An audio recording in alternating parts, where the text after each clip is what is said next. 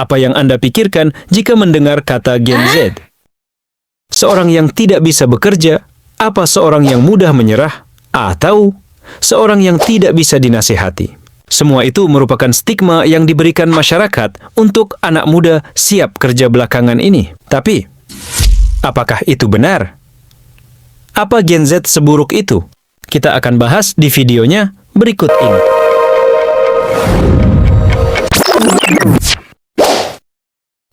Generasi Z adalah generasi yang sepenuhnya lahir di era digital. Anda bisa disebut Gen Z jika Anda lahir antara tahun 1999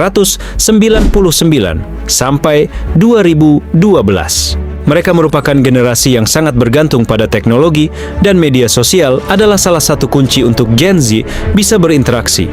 Menurut penelitian Rideout dan Rob 2018 menemukan bahwa lebih dari 92% Gen Z menggunakan platform media sosial, di mana 70% menggunakannya lebih dari sekali sehari, 38% menggunakannya beberapa kali dalam 1 jam, dan 16% menggunakannya hampir terus-menerus. Ahmed 2019 juga mengungkapkan bahwa lebih dari setengah Gen Z mengakses berbagai media sosial beberapa kali sehari, sementara 1 dari 5 Gen Z mengaku mengakses media sosial setiap jam dalam sehari. Hal ini tentu sangat mempengaruhi perkembangan psikologis mereka, di mana generasi Z menerima informasi yang begitu cepat dan mudah tanpa ada bimbingan dari orang tua atau orang-orang di sekitarnya secara langsung. Ini menyebabkan banyak informasi mereka terima tanpa adanya kelengkapan informasi yang ada. Tentu hal-hal seperti inilah yang mempengaruhi cara berpikir mereka di kemudian hari.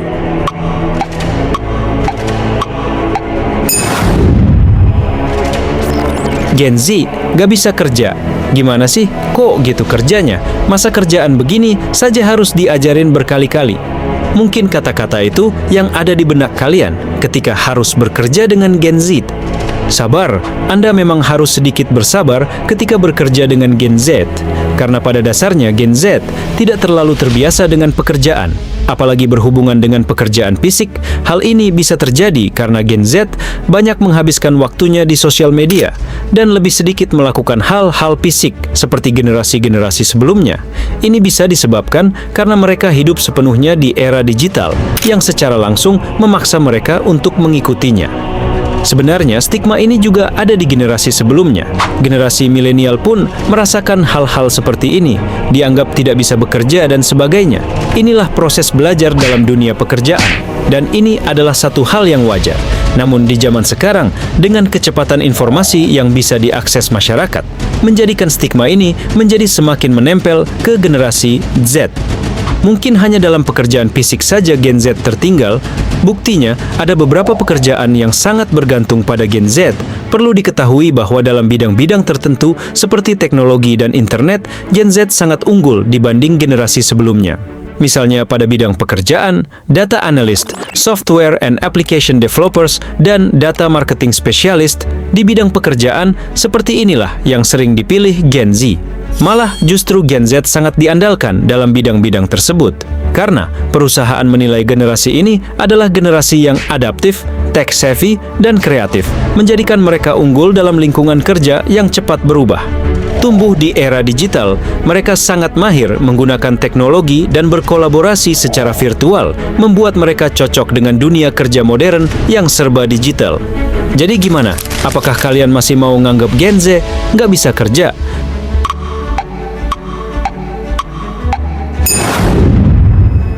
Gen Z mudah menyerah. Dalam hal ini, masyarakat menilai berdasarkan banyaknya generasi Z yang memutus untuk berhenti dari pekerjaan atau resign. Tapi apakah stigma ini benar? Apakah Gen Z mudah menyerah dalam menghadapi suatu masalah? Dalam beberapa tahun terakhir, dunia kerja dipenuhi wajah-wajah baru yang seringkali berpikir dan bekerja secara berbeda. Ya, mereka adalah generasi Z. Masuknya Gen Z ke dunia kerja membawa perubahan besar, terutama soal cara mereka memandang pekerjaan, budaya kerja, dan lingkungan yang ideal. Gen Z punya perspektif unik tentang bekerja yang mendorong banyak perusahaan untuk beradaptasi agar bisa menarik dan mempertahankan talenta muda ini. Namun banyak perusahaan yang belum maksimal dalam beradaptasi dengan perubahan perilaku generasi sekarang ini yang banyak dipengaruhi oleh teknologi yang berkembang sangat pesat. Di sisi lain, Gen Z bukanlah tanpa masalah. Di dunia kerja, mereka memiliki kecenderungan untuk mudah merasa stres atau cemas, terutama karena ekspektasi yang tinggi terhadap keseimbangan hidup dan karir mereka. Tidak jarang juga mereka merasa bahwa beban kerja dan gaji yang mereka dapat tidak sesuai dengan apa yang mereka telah kerjakan. Dengan besarnya fokus pada kesejahteraan dan mental, mereka seringkali kurang toleran terhadap tekanan kerja berlebihan atau lingkungan yang kompetitif secara berlebihan.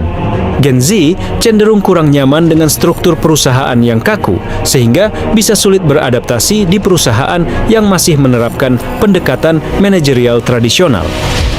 Generasi ini juga biasanya kurang sabar dalam meniti jenjang karir karena terbiasa dengan akses cepat dan instan dalam kehidupan digital yang kadang membuat mereka tidak siap menghadapi proses yang memerlukan waktu dan komitmen panjang. Jadi, gimana menurut kalian? Apa perusahaan yang harus beradaptasi dengan generasi Z atau generasi Z lah yang harus beradaptasi dengan sistem kerja tradisional tersebut? Tulis pendapat kalian di kolom komentar.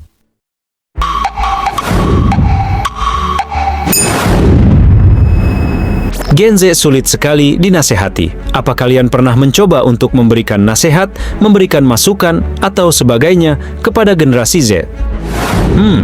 Lantas bagaimana hasilnya? Apa mereka mendengar nasihatmu itu?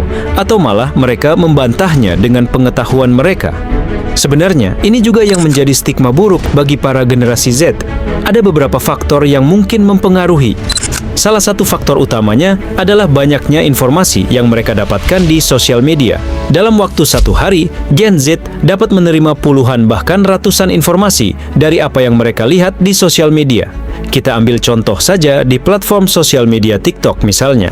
Dalam 1 jam saja, Gen Z bisa menerima 30-60 informasi dari media sosial tersebut. Ini dihitung dari satu video TikTok yang rata-rata videonya berdurasi 1-2 menit. Nah, itu baru satu dari sekian banyak platform sosial media yang dimainkan oleh generasi Z belakangan ini. Dari banyaknya informasi yang mereka dapatkan inilah yang membuat mereka merasa lebih tahu banyak hal, dan ini bisa menyebabkan mereka merasa lebih tahu dari generasi-generasi sebelumnya. Sehingga dari beberapa faktor tersebut membuat mereka sulit sekali untuk dinasehati. Sebetulnya tidak sepenuhnya informasi yang cepat itu berdampak baik untuk generasi Z. Cepat informasi yang didapat bisa berpengaruh terhadap pola berpikir mereka. Karena informasi yang tersebar di sosial media saat ini hanya berfokus pada inti atau kesimpulan dari suatu pembelajaran, tanpa membahas proses algoritma yang baik, sehingga generasi Z saat ini lebih terkesan tidak sabar dalam menjalani suatu proses. Masih banyak lagi stigma buruk masyarakat kepada generasi Z, namun biar bagaimanapun, ini adalah suatu perkembangan cara berpikir manusia yang mungkin sekarang masih dianggap buruk karena kita belum terbiasa. Dengan berjalannya waktu, kita sebagai manusia harus ikut berkembang. Bagaimana menurut kalian tentang video ini?